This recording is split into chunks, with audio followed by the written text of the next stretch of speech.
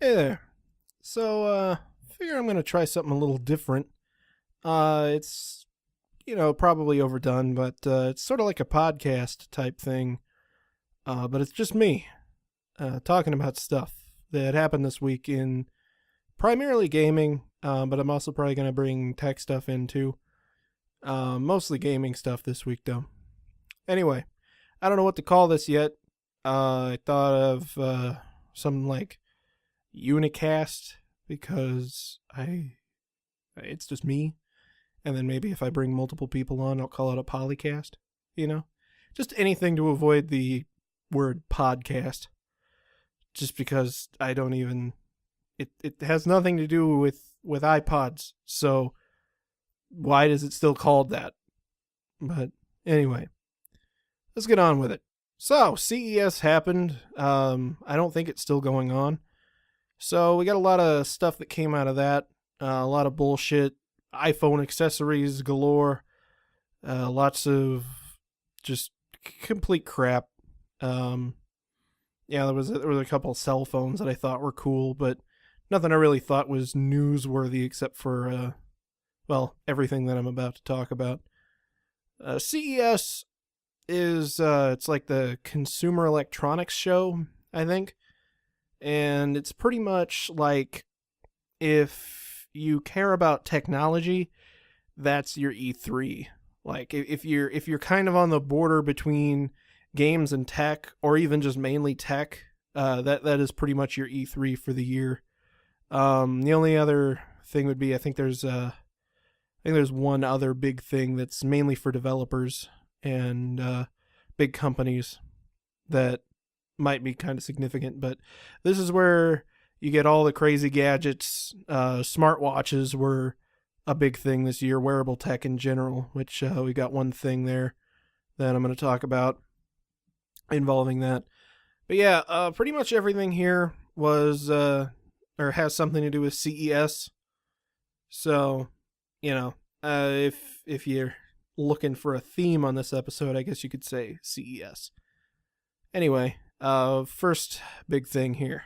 Steam machines. Steam machines were finally unveiled. They're no longer this magical thing that's just sitting behind Valve's doors and everybody's wondering, oh, is it finally going to be the thing that kills off consoles? And just going to put it out there right now. That's not going to happen. Most of them, if they have a price, they're stupidly overpriced. Really the only advantage that you're going to have with these Steam machine things is, over what already exists in the gaming PC market, the pre-built gaming PC market, that is. The only advantage you're going to have is, like the Alienware machine, and I think there's a CyberPower PC one. They're small. They're really, really small. And that's really going to be your major advantage. You're going to have these, it's called Mini ITX, is pretty much the smallest form factor that you can build a PC in. And these things are probably probably smaller than any Mini ITX build that you would come up with. These things use proprietary building techniques, proprietary parts that you aren't going to be able to replicate anywhere else. Only these big manufacturers that have manufacturers working with them are going to be able to do stuff like this. So, if you know what a Mac Mini looks like, basically you've got gaming PCs that are the size of a Mac Mini, and that's pretty impressive. But for the price, some of these things you're looking at over $1,000 for something that you could easily put together that would be a little bigger. You're looking at noticeably bigger. You're looking at probably $800 to $1,000 for something that will cost you $1,500 to $2,000 buying from one of these companies. But this has always been the case. Like, the kind of person that buys a pre-built gaming PC is not the kind of person that would go out of their way to build a gaming PC. The thing is, some of them aren't small. Some of them are big, like regular PCs, and I think that that's just stupid considering the market that they're going for. Like, these are supposed to be consoles, but for PC gaming. And the big advantage, well, one of the big advantages that consoles have is that you put it next to your TV or under your TV, wherever, and you just kind of leave it. And that's it. When you turn on your controller to turn on the machine, and it goes and does what you want it to do. And that's kind of what the Steam machine is supposed to be. It's supposed to be this gaming device, not a full-fledged PC. So why the hell is this thing the size of a full-fledged PC, other than probably just to cut costs? Honestly, it's not hard to look at, something that's the size of a regular gaming PC. Like, I've got a full tower gaming PC, and it just sits off to the side, and it's not really in the way, but it's a fucking mammoth compared to my Xbox or my any of my PlayStations. I've even got an original PS3, and that thing is huge, and it's nothing compared to my gaming PC. So really, I don't understand why they've got these giant ass cases, other than they just don't want to bother putting out something small whenever they know that the same idiots that buy the regular stuff are still going to buy this thing just because it's a Steam machine. If you ask me, though, you'd be better off, if you're going to buy something that big, buy a regular gaming PC, because it's probably going to cost less just because it's not the arbitrary so-called Steam machine. And really, your best option is to go on YouTube and watch how to build a computer, because it's not hard anyway. But people are going to ignore that fact in any case. So overall, Steam machines, my overall verdict on it,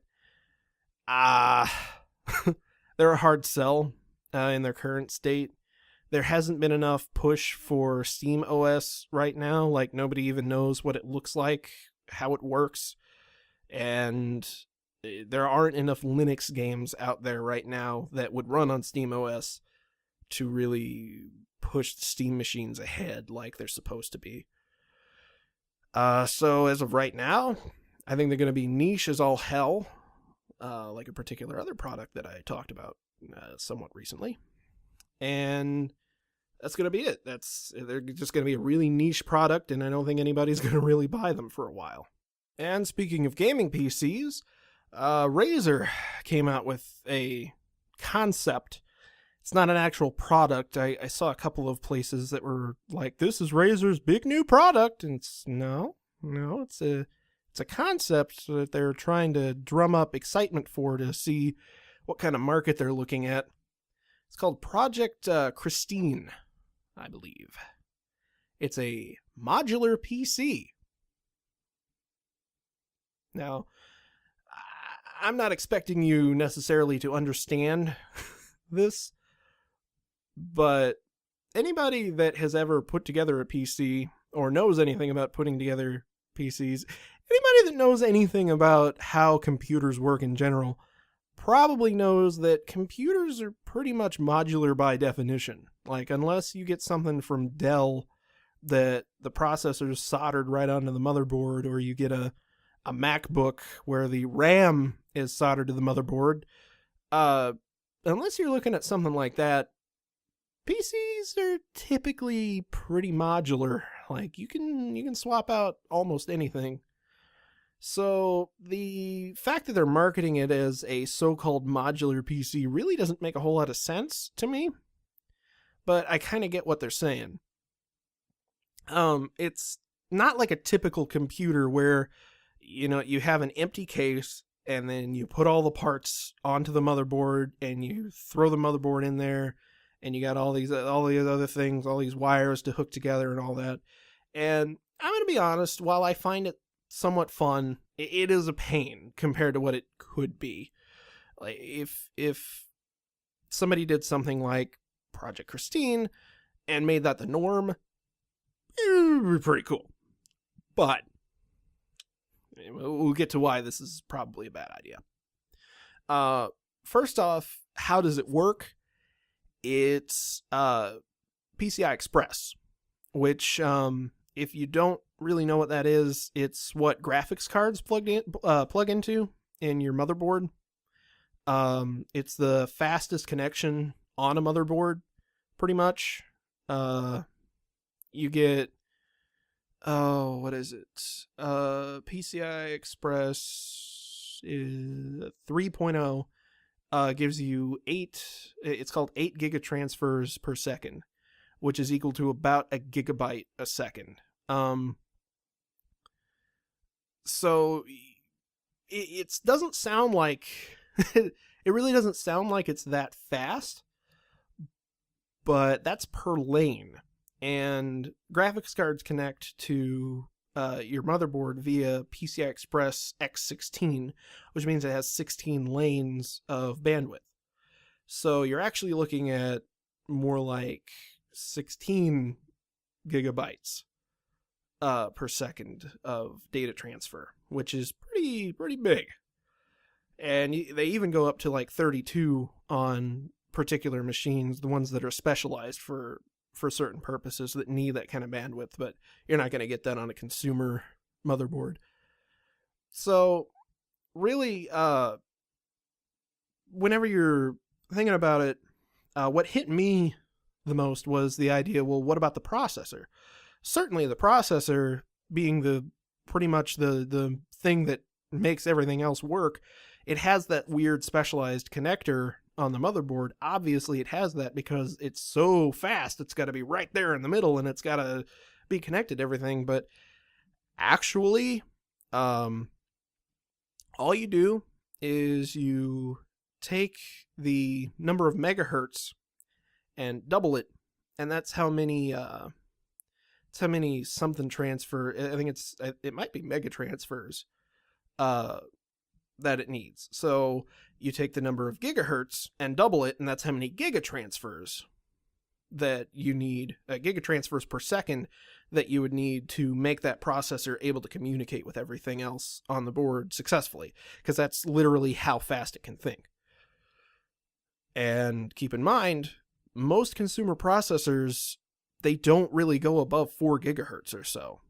And if they do, it's because you've overclocked them, or it's like, I think some AMD processors might automatically overclock themselves to above that.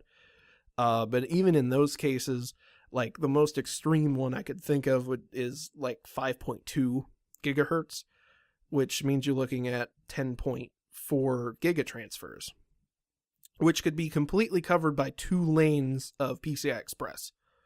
So if each one of these modular connections is 16 lanes, like a PCI Express X16, you're not going to have any problems with any modern processor.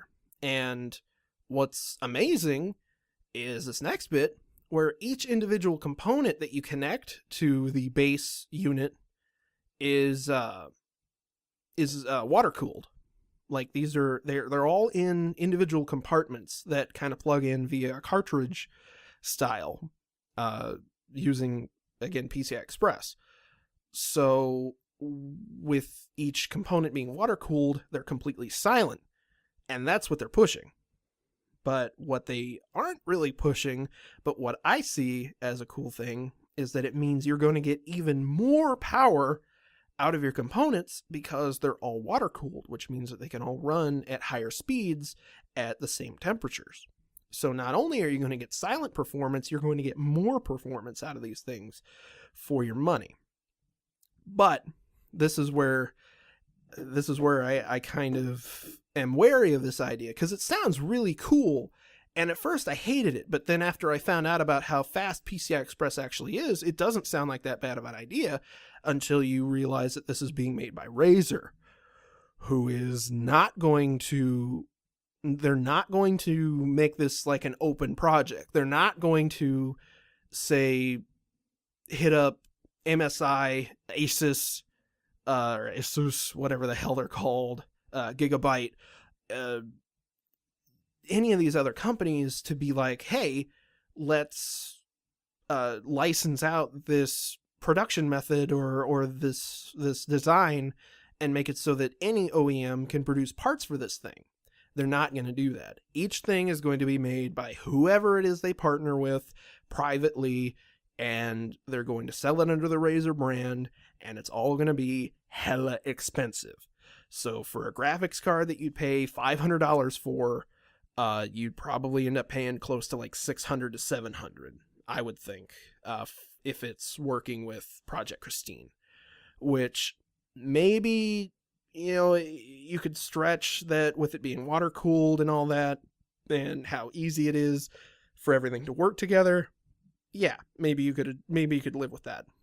On the other hand, I can't really justify spending an extra $100 to $200 on a part just because I'm too lazy to learn how to put together a computer on my own, or even saving the time, because a lot of people's argument is that it takes so long to open up your computer and put in the new part and all this shit. It's not that big of a deal, I don't think. Not whenever I could save $200 or use that $200 to buy a better GPU, because in particular, the difference between $500 and $700 is the difference between a 780 and a 780 Ti, which you're going from the third or fourth best graphics card on the market, depending on the way you look at it, and the best graphics card on the market. So are you really willing to pay that extra money just so that you don't have to open up your computer and slide a chip in? Like, it's a big chip, it's a heavy chip, but nevertheless, it is just a big piece of silicon that you shove into your computer, and that's it. So I can see it being an option for people that are really lazy, or particularly the market that's like, that buy Origin PCs and Falcon Northwest PCs and iBuyPower and CyberPower PC computers. Everybody that buys gaming PCs, Alienware in particular, they're like the biggest one out there, really. At least the only ones with a marketing budget because of Dell. The people that already buy those towers, I could see them looking at the Razer idea and going, I pay a little more on each individual component here, but I don't care because I don't want to put together the machine on my own anyway. But this gives me more options for upgrading. It'll be easier to upgrade, and literally everything is upgradable. Unlike if you buy, say, an Origin PC or an Alienware PC, you're going to be able to swap out the RAM, the graphics card, maybe the processor, depending. But more than likely, you're going to be stuck at RAM and graphics card. Whereas in this situation, you'd just be able to plug in a new processor and you've got a bunch more power. And really, that's pretty cool because you can't really even do that with a regular setup. Really, you're stuck within a certain generation of processors whenever you're swapping between them. And chances are you're going to stick with that particular processor as long as you can. I've got an i5-2500K, which was pretty much middle of the road whenever it came out. And I would really like to upgrade to a different one, but I would have to buy a whole nother motherboard to do that. And in this situation with Project Christine, I'd just be able to buy the new part and just swap them out, and there would be no trouble with it. So it does have its own advantages, but the main disadvantage is going to be price. If they can find some way to keep the price down, it might actually start a trend in computer building altogether. I don't see enthusiasts going with this sort of thing, but I could see if they don't patent this, or if they do patent it, they're really lenient on it. I could see it actually maybe even starting some kind of evolution in the way that we put together computers. That's blowing it way out of proportion maybe, but I could really see that happening because we really have been doing this the same way for a long time. So the idea of connecting everything together with this cartridge type setup where everything is hot swappable, well, not hot swappable, but everything is swappable, everything is completely modular in this way, it's totally revolutionary, even if it is a little pointless. coming off of Razer, well, leading into another Razer product, really, Razer also announced the Nabu Smart Band, because we don't have enough wearable technology already. It's literally like every other smartwatch type thing out there, but it has less features. Its big gimmick is you get more privacy because everybody's scared of the NSA nowadays. So, to protect your privacy, so you don't have to look at your phone, and so that all those people that are constantly watching you and standing around you looking at what you're doing on your phone, instead of doing that, you can look at your wrist and you get a little icon that represents what kind of notification you've got. And I assume that on Android at least, it will actually just be the notification icon that you get with that application that's sending you the notification. iOS, I don't know how that would work exactly. I don't know if they just have generic icons, but it's particulars that don't really matter right now. It's got a screen on top. It's just a tiny little square that shows you the icon in the application. And then when you flip it over, it shows you the details about the notification. So, like on top, you get a little phone ringing icon. So you'd flip your wrist over and you can see who's calling you. Or, like, it would show you a little speech bubble on top to say you have a text message. You flip it over and you get the contents of the text message. It's got 2 buttons on the bottom, so you can scroll through menus or scroll through a text message, something like that. But other than that, your only input is, I think there's an accelerometer and an altimeter in there. So, it's like every other smartphone or smartwatch wearable tech crap out there right now, where it's going to track your steps every day. It's a pedometer. It's a Fitbit. It's a Fitbit that will tell you who's calling you at that particular moment in time.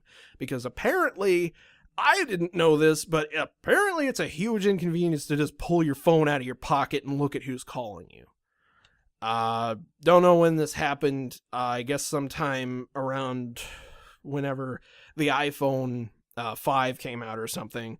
Everyone just decided that it's too much effort to pull your little chunk of aluminum out of your pocket. I don't know. The real selling point here, and the only reason that I even find it significant in any way, is that it's $50. That is the dev price. Like, that's for, if you're buying it for the purpose of developing an application for it, it's $50. But considering that with the Oculus Rift, the dev kit is $300, and they're looking at a consumer model costing probably half that, I'm wondering if they're going to stick with that $50 price point throughout the whole thing, which would be really cool, because there's way too many of these like Fitbit and smartwatch deals that are like over $100. The Fitbit in particular is $100, and all it does is track how many steps you've walked and how many like flights of stairs that you've gone up and down, or gone up, and that's it. So something like this that's $50, and it also gives you these pointless little notifications on your wrist. Okay, that's not so bad, and it doesn't really look half bad either. It looks like that Nike Fuel Band, which I actually think is pretty cool looking. So, I mean, for being a smart wearable device thing, not so bad. Do I think it's any less pointless in spite of the price? No. I still think that all of these things are pretty silly gimmicks, and I don't really get how they're useful in any way yet. Besides, there's one called the Kraos. I think it's the Kraos Meteor smartwatch. It's got a speaker on it, so you can actually like communicate with it. And I think it might even have a headphone jack. I'm not totally sure. But even if it doesn't, it's got a speaker on it and a microphone on it. So you can take calls on it. You can use speech to text, like text dictation on it. So you can actually do things with your notifications other than just looking at them. Like the only thing that, say the Pebble, the most popular smartwatch out there, the only thing it can do really is tell you the time, give you notifications, and control your music. It just doesn't seem worth it. At least with the Kraos watch, you can communicate with your phone via voice.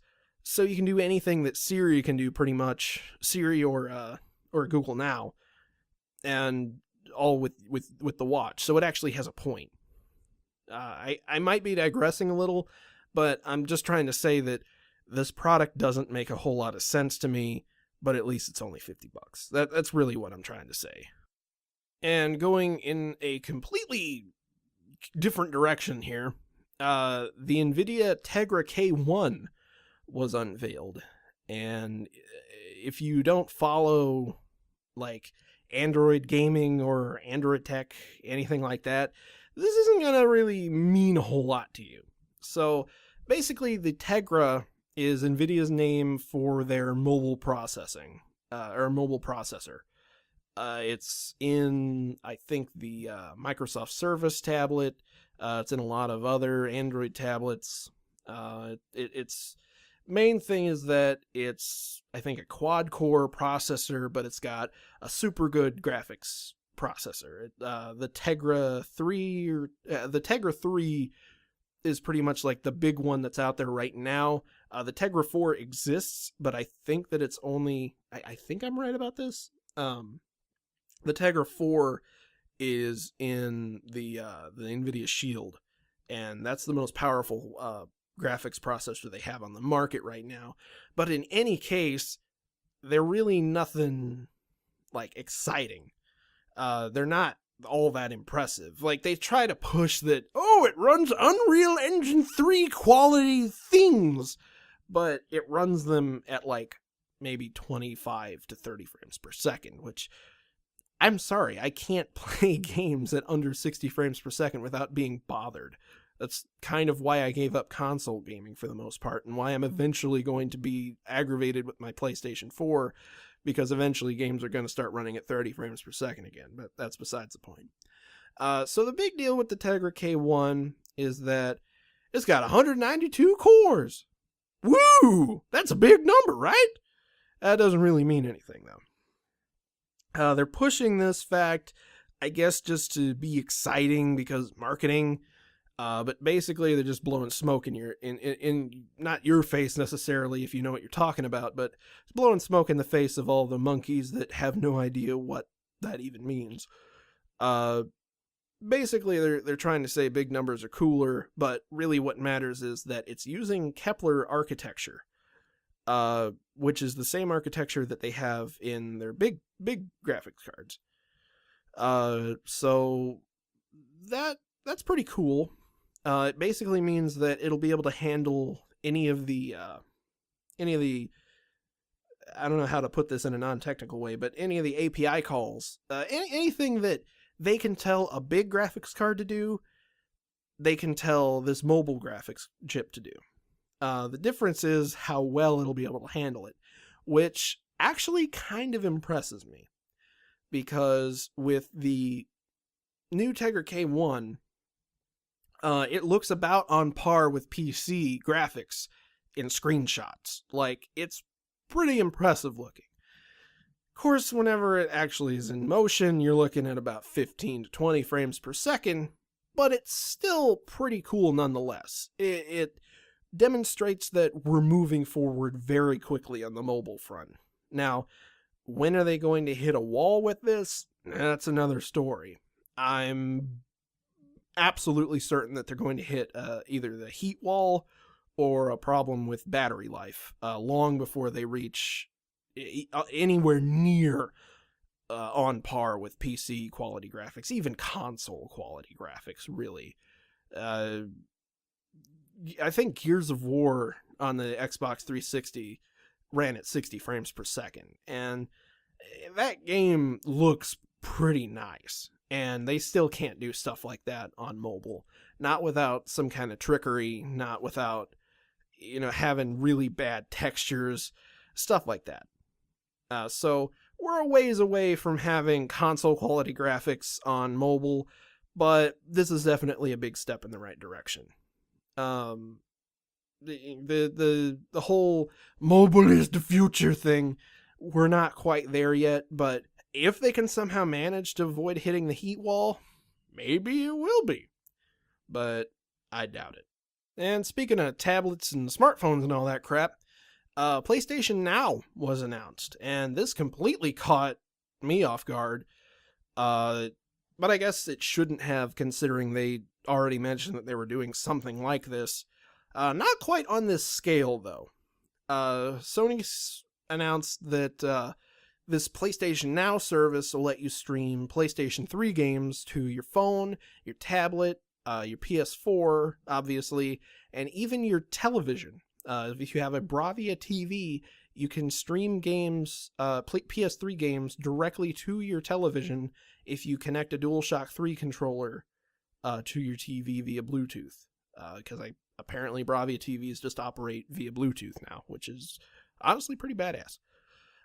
It's not going to have PS1 or PS2 games yet, but the guy that I read the interview with said that they probably will end up looking into that, because honestly it's a waste to not. This whole thing is pretty badass. The PS4 is out now, which means PS3 games are going to be trickling through, but they're going to be diminishing. And a lot of people are going to wish that they could go back and play a lot of the older PS3 games. And if you're somebody like me whose PS3 recently broke, you're not going to want to do what I did and buy another one whenever the PS4 just came out. So it's pretty cool that they've announced this sort of thing. Now, I'm sure that a lot of people, especially after me commenting on Live in a previous video that I made, people might be wondering, well, if it's game streaming, it's probably going to be like on Live, which means it's going to suck. And honestly, I used Gaikai on PC. I played Mass Effect with it, and it was the most impressive streaming experience that I have ever encountered. There was no latency, as far as I could tell. Everything looked really good. It was really clean. There were some artifacts here and there, but it really wasn't that bad. And there was no input lag at all. And this is on PC, where I have input lag sometimes running it on my local machine just because of vertical sync. And I didn't have any problems with this thing. So I'm excited as all hell. This is going to be really cool, especially if they allow you to play PSN games that you already own. On PS4, that'd be pretty cool, because I don't want to have to buy Hatsune Miku Project Diva F a third time. And I will if I have to, but I don't really want to. Just to play it on my PS4. But if the latency is as good as it's supposed to be, or at least as it was before, yeah, it could be a thing. So I think this is exciting, especially playing PS1 and PS2 games, because a lot of people couldn't even do that with their PS3s, or at least PS2 games.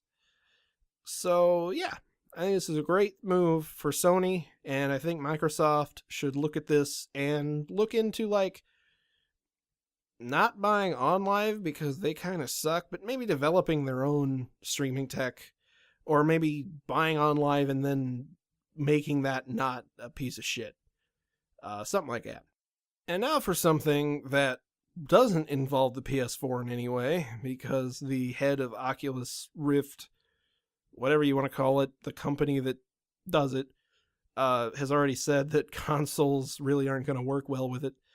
The new Oculus Rift model has been unveiled, and it has full motion head tracking, which means you can lean to the left and lean to the right, lean forward and lean back, and rotate your head and all that good stuff, and it will keep track of you, which means leaning around corners is going to be a thing, sticking your head forward to get a better view of something is going to be a thing. Oh my god, this is exciting as balls. Holy fuck, the Oculus Rift just keeps getting better and better. It's now got a 1080p screen, which, hoopity-doo, they already said they were going to do that. But what is cool is that, I didn't even know this, the screen Apparently in the regular version, or the current version, the screen had some ghosting issues where whenever you turn your head, you get some pretty massive motion blur. Some were saying on par with like what I would say is like the original Game Boy or the Game Gear, where you had horrible ghosting issues, and a lot of games are pretty hard to play like that. So they've all but eliminated the ghosting issue, and like combining that with this whole full head motion tracking, like, it's the best thing ever. Like, seriously, best thing ever. The only thing that kind of sucks, which I don't care, it requires it requires an external camera. Like, it requires like a camera to be sitting on your desk or on top of your monitor or something to watch all these little green dots that are all over the Oculus Rift to monitor where your head is. I could see that being a problem depending on how they do it. If it requires like a well-lit room, that's going to kind of suck. I'm hoping that they look into some kind of like infrared lighting method, something like that. Maybe, I think infrared light can still charge glow-in-the-dark stuff. So maybe if they use infrared light to reflect off of it, something like that might work out. Just because there are going to be a lot of horror games that use the Oculus Rift. There already are. And having to play in a well-lit room is going to kind of ruin the experience for some people, I think. Just because you're going to know. You're going to know that it's well-lit in there. And if anybody's watching you play, like, that's going to kind of suck too. If they can't do it, so be it, because you are kind of covering up your eyes besides the screen, so it's really not going to make that big of a difference, I guess. But I just would kind of prefer it if they could keep it not needing a well-lit room.